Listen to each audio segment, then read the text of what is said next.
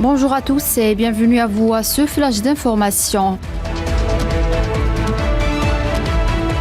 Pour le 25e jour consécutif, les forces armées aériennes de l'entité sioniste ont poursuivi leur pilonnage intensif sur toutes les zones de la bande de Gaza, faisant des dizaines de morts et de blessés parmi la population civile palestinienne. Le bilan des martyrs palestiniens des bombardements sionistes dans la bande de Gaza s'est alourdi à 8382 martyrs, tandis que 23 000 ont été blessés.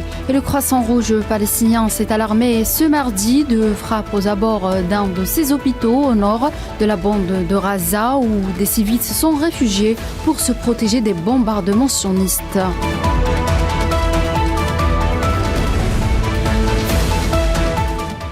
Par la suite, le ministère des Affaires étrangères palestinien a déclaré aujourd'hui dans un communiqué que le ciblage des hôpitaux restants dans la bande de Gaza aggrave le génocide commis par l'occupant sioniste, privant les citoyens et les patients de leurs droits aux formes les plus simples de soins de santé, ainsi qu'en élargissant leurs déplacements forcés.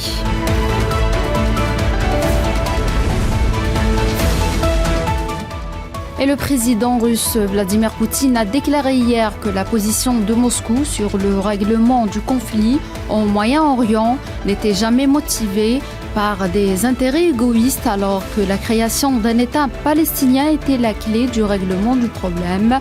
Je cite, « Contrairement à l'Occident, nos approches de la situation au Moyen-Orient ne contenaient jamais d'intérêts égoïstes, d'intrigues ou de double fond. Nous déclarions et déclarons toujours notre position de manière absolument ouverte. Elle reste inchangée depuis des années. La clé du règlement du conflit réside dans la création d'un État palestinien souverain, indépendant et à part entière. » Fin de citation.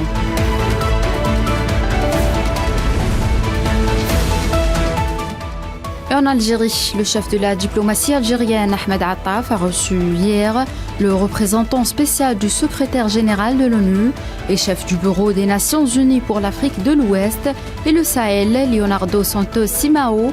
Les deux parties ont échangé les points de vue concernant les nouveaux développements dans la région du Sahel, notamment les crises au Mali et au Niger, ainsi que les perspectives de cristallisation et d'activation de solutions politiques à ces crises.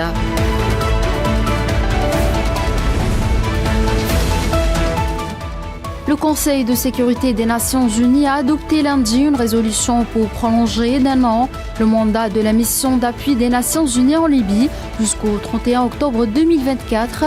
La résolution 2702, qui a remporté le soutien unanime des 15 membres du Conseil, appelle les institutions politiques libyennes et les principales parties prenantes à résoudre au plus vite les litiges politiques en suspens relatifs aux élections.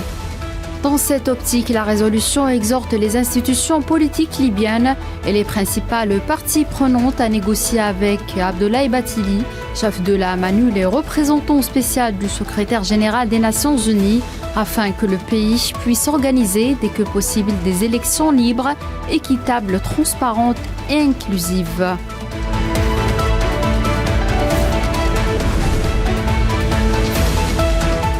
Et au Soudan, les affrontements armés entre l'armée et les forces de soutien rapide ont repris dans l'ouest du pays. Les combats étaient en cours dans le Kordofan de l'Ouest.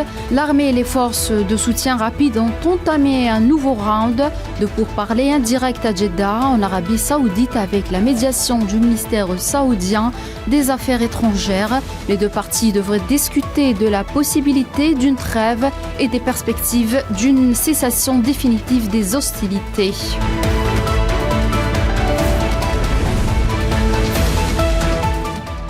Le gouvernement zambien a déclaré lundi qu'il était dommage que les Africains n'aient pas accès aux énergies propres, alors même que le continent est doté de vastes ressources solaires, éoliennes et hydriques. Et le ministre de l'économie verte et de l'environnement, Colin Senzovu, a indiqué que le continent possédait également diverses ressources minérales essentielles à la transition vers les énergies propres qui contribueront à la réalisation des objectifs mondiaux en matière de durabilité.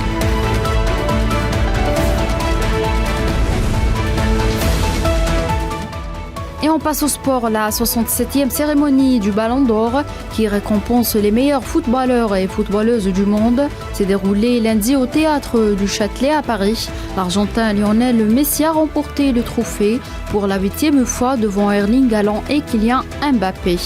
C'est la fin de ce flash d'information. Merci de l'avoir suivi.